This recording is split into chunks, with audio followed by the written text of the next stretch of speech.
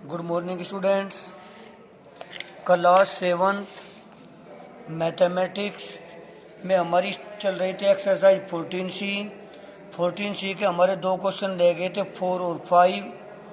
अब हम question number 4 को देखते हैं। क्वेश्चन नंबर 4 क्या कहता है? इसमें कहा the side of a parallelogram are 4 centimetre and 3 centimetre. तो A B is equal to 4 centimetre और B C is equal to 3 centimetre.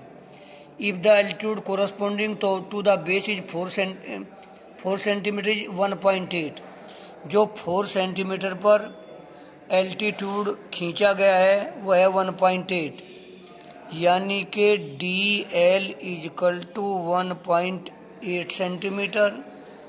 What will be the length of altitude corresponding to base of 3 centimetre.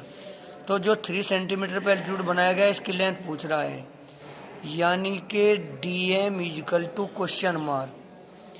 तो ये बहुत simple question है। पहले हम base इसमें किसे ले लेते हैं? ए बी को। तो taking A B as base, area of parallelogram होता है बेस मल्टीप्लाई एल्टीट्यूड। बेस होगा आपका 4 और एल्टीट्यूड होगा 1.8। फिर क्या करेंगे? Taking B C as base, तो एरिया ऑफ पैरेललोग्राम हो जाएगा वही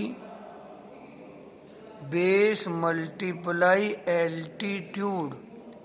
बेस अब की बार 3 हो गया, एल्टीट्यूड को हम लिख देंगे डी एम। दोनों बार में एक ही फिगर का एरिया निकाला गया है, तो दोनों कंडीशन का जो एरिया होगा वो क्या होगा? Equal, because both are the areas of same parallelogram. So 4 multiply 1.8 is equal to 3 multiply D M. दोनों एरिया क्या होंगे? इक्वल। तो 4 मल्टीप्लाई 1.8 मल्टीप्लाई से डिवाइड में आ जाएगा is equal to 3 D M.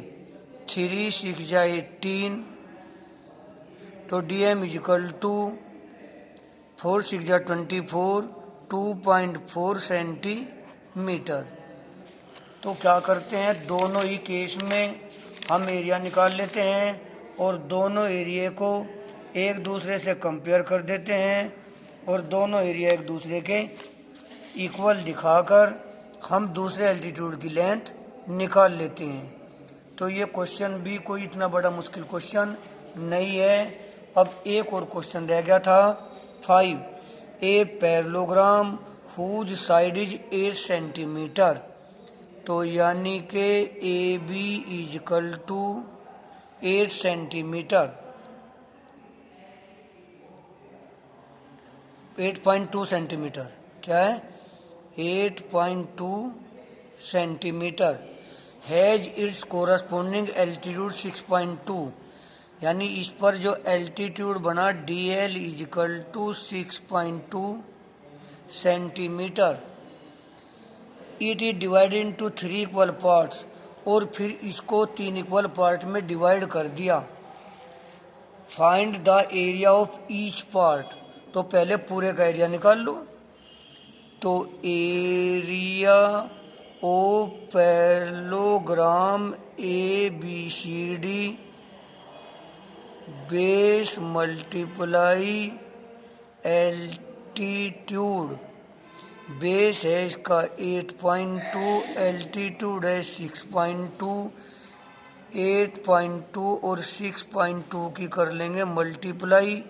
2 2 जा 4, 2 8 जा 16, 6 2 जा 12, 6 8 जा 48 और 1 49। 4 6 2 8, 9 1 10, 4 1 5, 1 और 1 2 के बाद पॉइंट। ये आ गया 50.84 सेंटीमीटर स्क्वायर। अब इस पैरेललोग्राम के कर दिए 3 हिस्से, तो ईच पार्ट का एरिया पूछ रहा है। तो parallelogram is divided into 3 equal parts, सो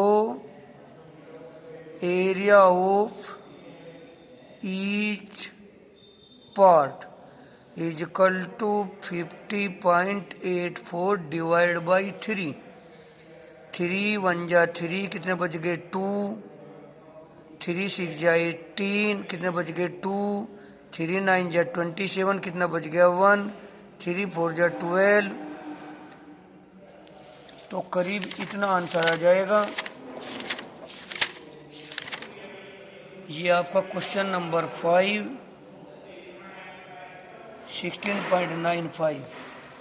देखो इसको ऐसे डिवाइड करेंगे, यहाँ पर 50.84 डिवाइड बाई 3, 3 1 जा 3, 5 माइनस 3 2, उतार लेंगे 0, 3 6 जा 18, 10 माइनस 8 2, यहाँ पॉइंट लगा दिया, उतार लिया 8, 3 9 जा 27, 1 उतार लेंगे 4, 3 4 जा 12, 4 माइनस 2 2, उतार लेंगे 0, 3 6 जा 18, यही आता रहेगा।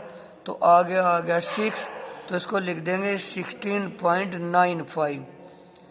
तो आंसर आ गया 16.95 centimetre square will be the area of each part. तो इस तरह से तुम्हारी ये एक्सरसाइज भी फिनिश हो जाती है। अब नेक्स्ट स्टार्ट करेंगे एरिया ऑफ ट्रायंगल। तो एरिया ऑफ ट्रायंगल का जो फॉर्मूला होता है, अगर ट्रायंगल हम ऐसा बनाएं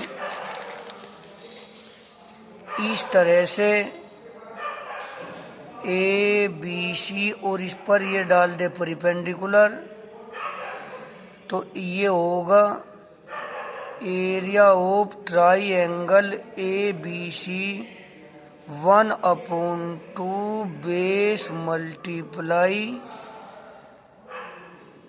हाइट, यानी कि 1/2 BC मल्टीप्लाई AL। तो एक तो ये होगा, और अगर इसके बाद एल्टीट्यूड निकालेंगे तो सही हो जाएगा। अगर राइट एंगल ट्रायंगल है तो उसमें ये कंडीशन लागू होगी। और इस तरह से हम इनके ये अगली एक्सरसाइज कर लेंगे। इस एक्सरसाइज करने में हमें कोई प्रॉब्लम नहीं होगी।